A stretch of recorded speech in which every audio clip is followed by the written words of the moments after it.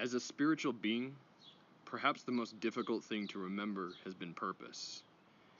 It was and has been very taxing dealing with this subject. I always felt I had to do more, that I was meant for lofty ideals. I remind myself that any lofty ideal cannot exist separate from here and now. Rather, I have learned that along my path. I'll only ever exist now, here, and right where I am. I exist now and here, and I feel the way that I feel. Often, I feel nothing, or I feel sad, or maybe I feel depressed. Maybe other times I feel joy and pleasure. I've learned that when I feel these emotions, my thoughts usually coincide and reinforce those feelings.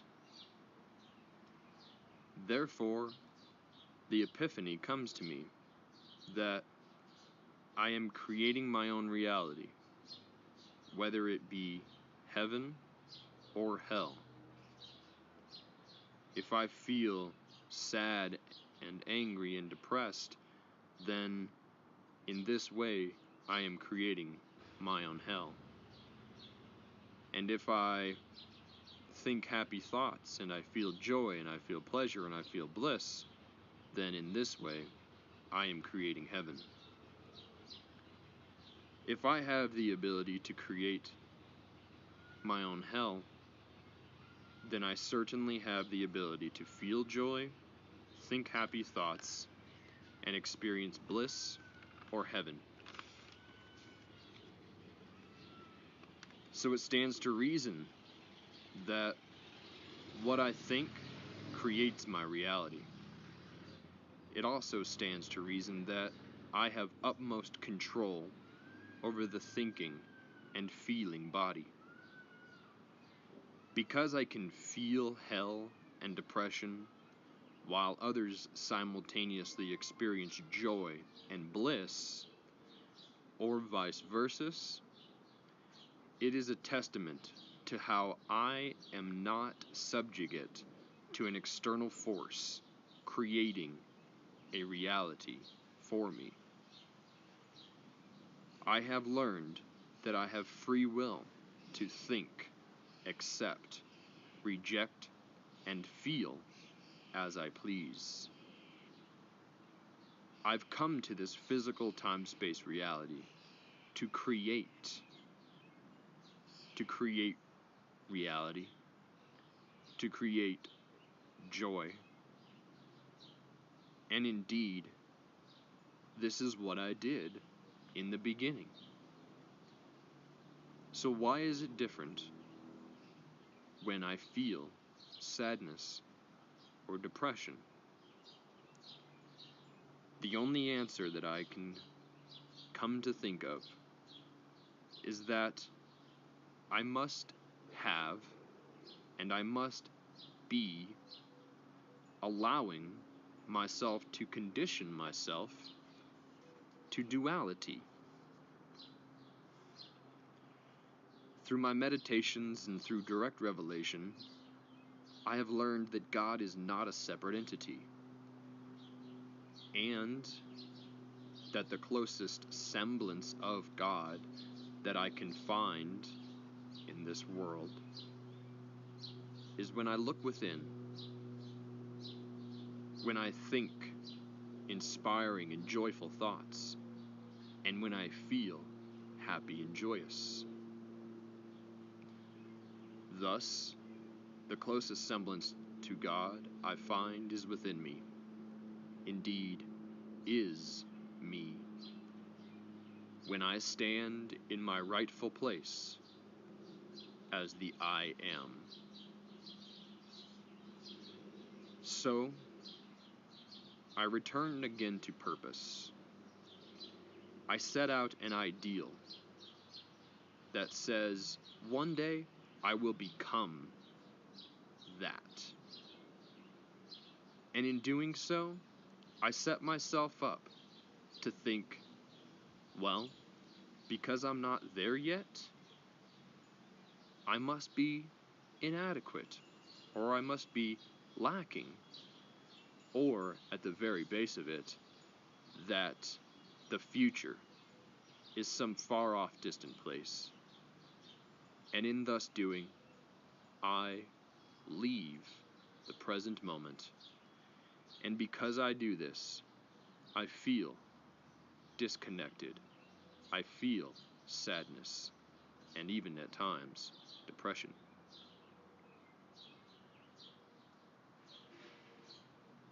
But I've already established that the only existence where I or any entity is capable of being is here and now. So what of this thing that I've set up to become? Well, I know that a glorious feeling will be synonymous with that reality, or at least that's exactly how I envision it in my mind. That beingness that I have set aside as whom I will be, well, it has to be magnanimous with joy, synonymous with love, and the epitome of free will. Yet here I am, speaking of it in a way that denotes that it's something that I currently am not. So the hardest and most simple lesson that I've come to remind myself of is that thoughts manifest things. Feelings are the byproduct of thoughts. And the only existence worth living is in the present. Thus, to be the ideal self is to be the thoughts, think the thoughts, feel the feelings of the joyous, ideal me.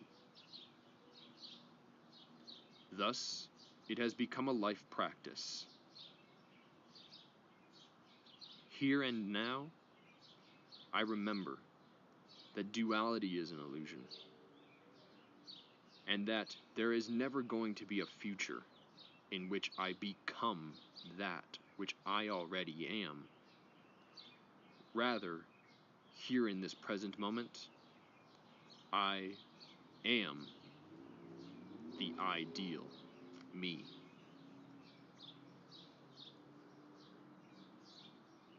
By thinking the thoughts of the ideal me, I manifest the feelings of the ideal me. And thus, with certainty, I am me. I have come to understand, then, that the will of God is not separate from my will. That it is only my separate self-complex that convinces me otherwise.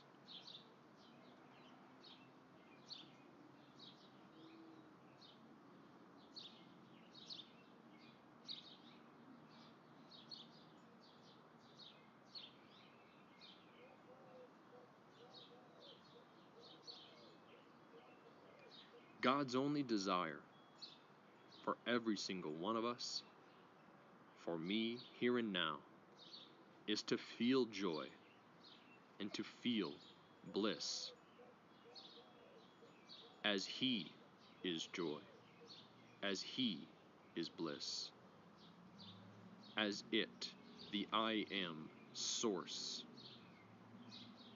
is bliss. Thus I am focused.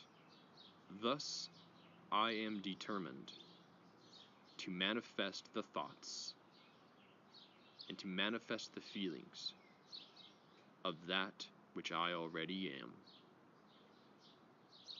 One, here and now, with joy.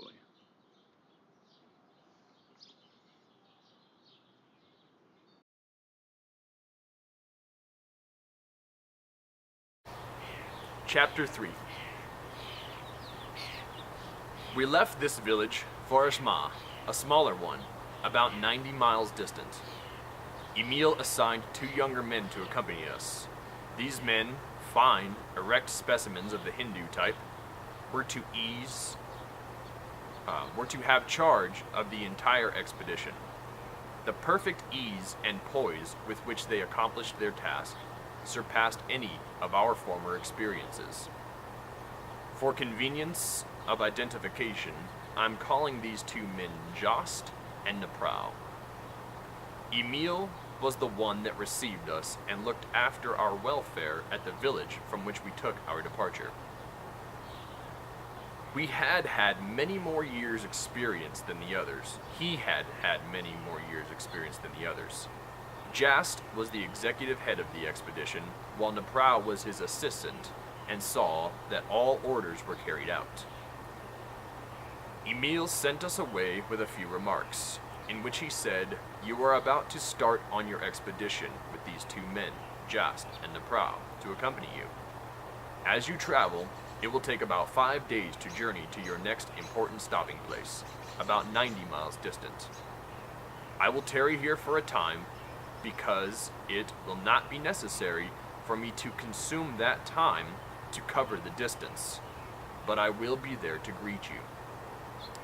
I wish to ask that you leave one of your party here, in order to make observations and corroborate what may happen. In this way, time will be saved, and he will be able to join the expedition not later than 10 days hence.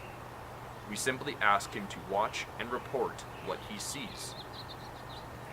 We started with Ch.3 and Ch.3 in charge of the expedition, and I wish to say that more business-like arrangements could not well be imagined.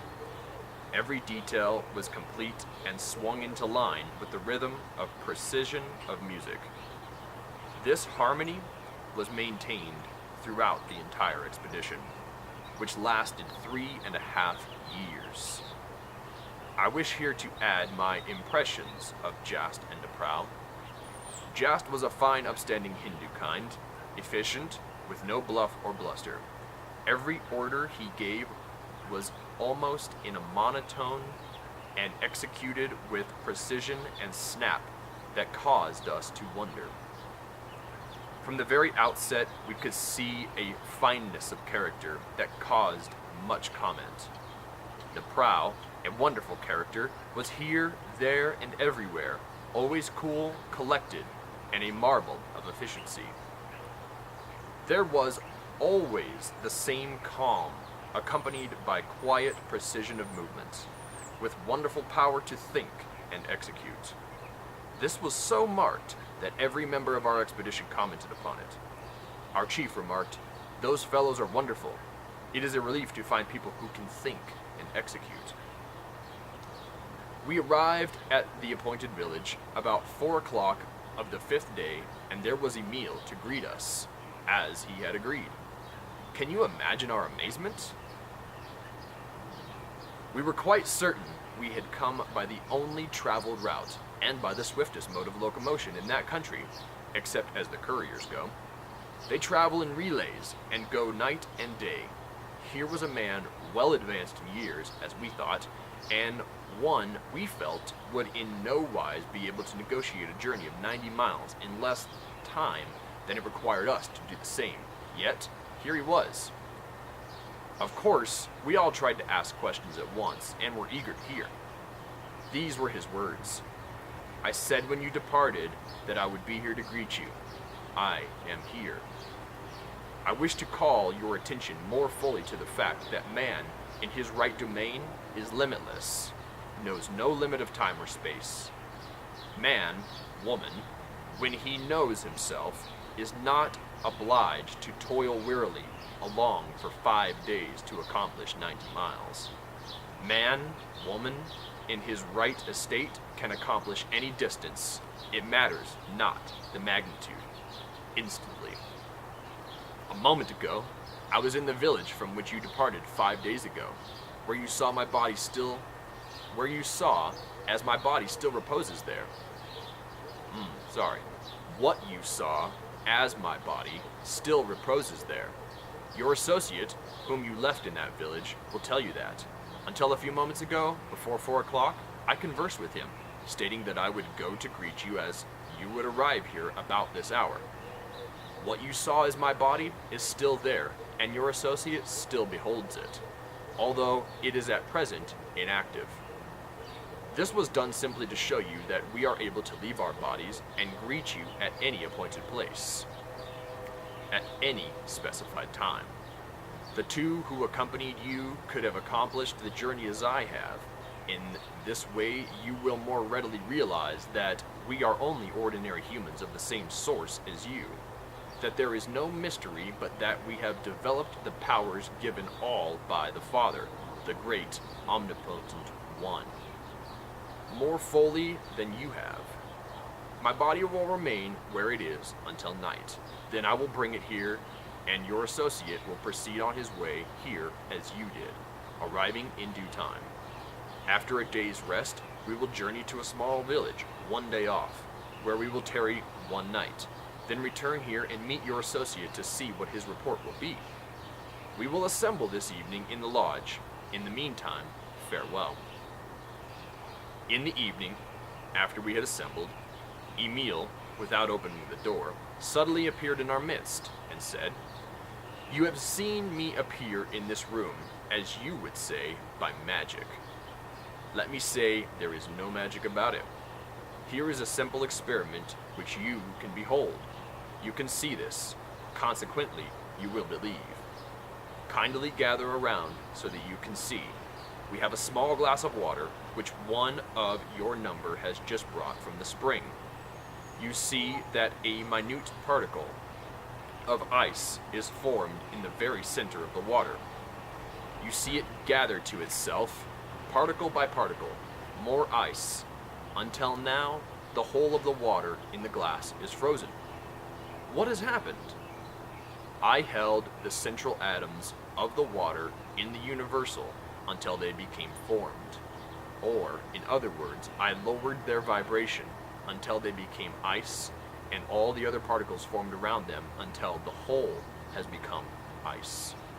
You can apply this to the little glass, the tube, the pond, the lake, the sea, the whole mass of water of the earth. What would happen? All would be frozen, would it not? To what purpose? None. You ask by what authority? I say, by using a perfect law. But in this case, to what end? Nothing, as no good has been accomplished, or could be accomplished. Had I gone on determined to carry this out fully, what would have happened? The reaction. To whom? To me. I know the law, and what I express returns to me as truly as I express it. Therefore, I express only the good, and the good returns to me only as good. You can readily see that, had I persisted in the freezing, the cold would have reacted upon me long before I had accomplished the end, and I would, in reaping the harvest of my desire, have been frozen. Whereas, if I express the good, I reap the harvest of my good eternally. My appearance in this room tonight may be explained in this way.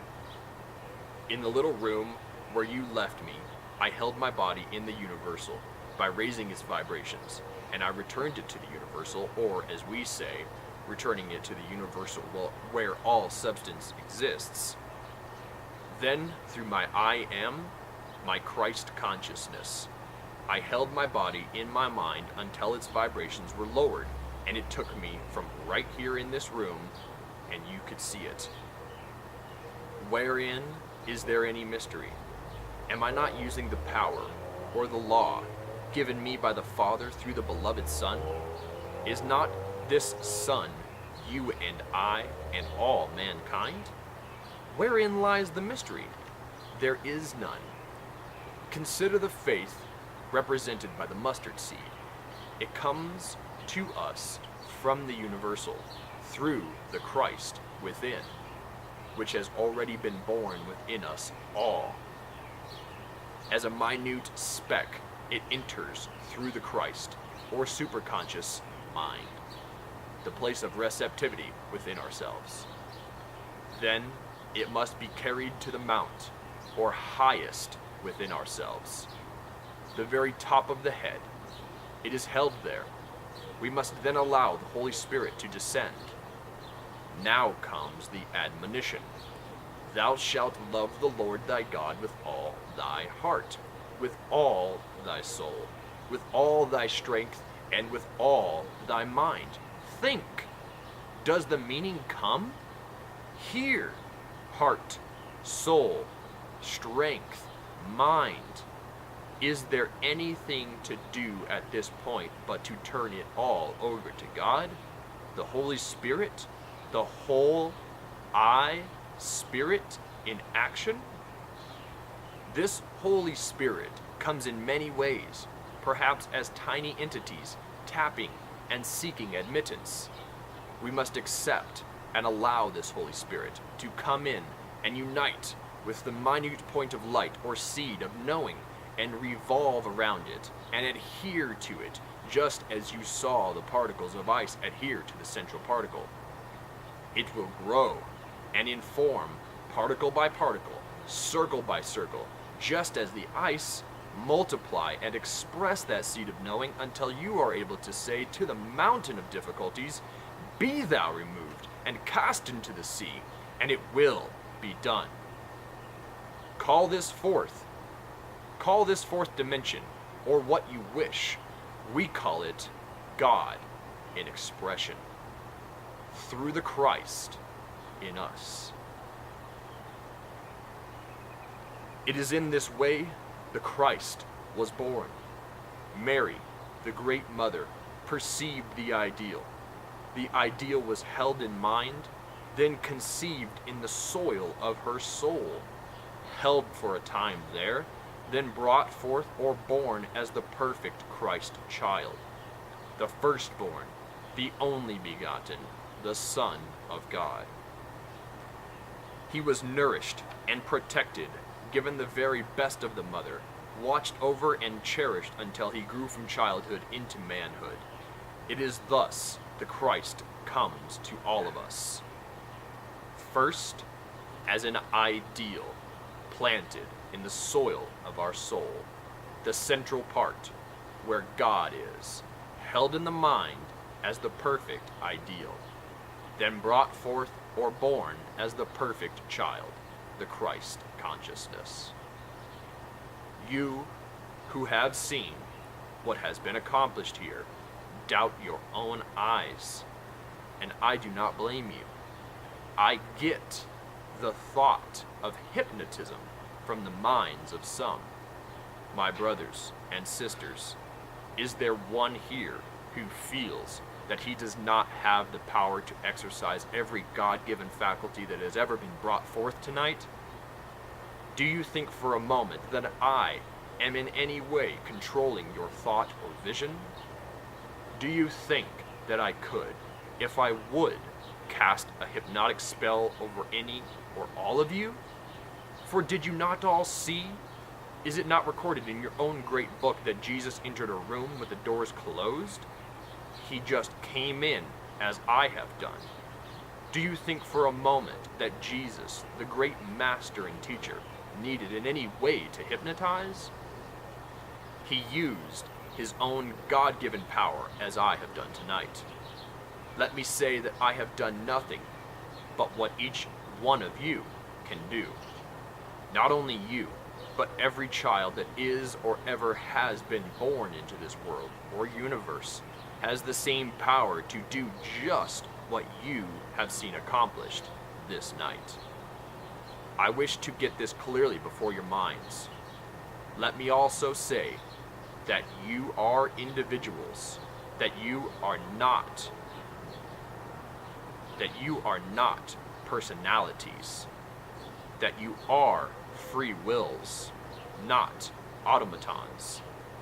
Jesus did not need to hypnotize, and we do not need to hypnotize. Doubt us all you wish, until you are fully satisfied as to our honesty. Put the idea of hypnotism away for the time, or at least let it lie passive until you have gone deeper into the work. All we ask is that you keep an open mind.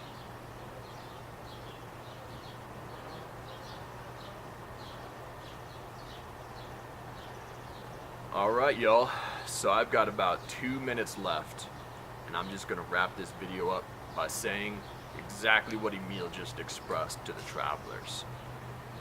And in the same thing that I read before, that each and every single one of us is without a doubt capable of manifesting the thoughts that turn into things which express themselves as whichever reality we desire to live in.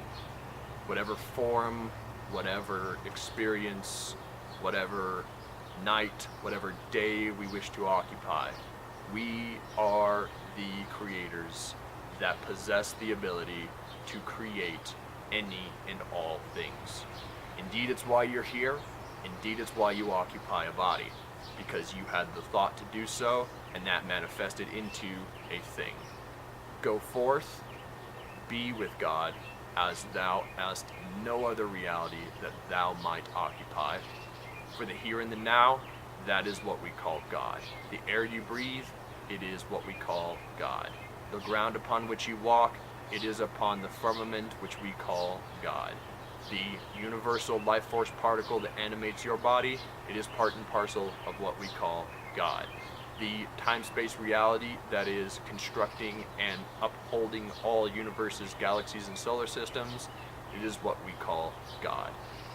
Go forth and be in God, as thou est part and parcel of the one infinite creator. Thou est God. With all humility and with all sincerity, namaste.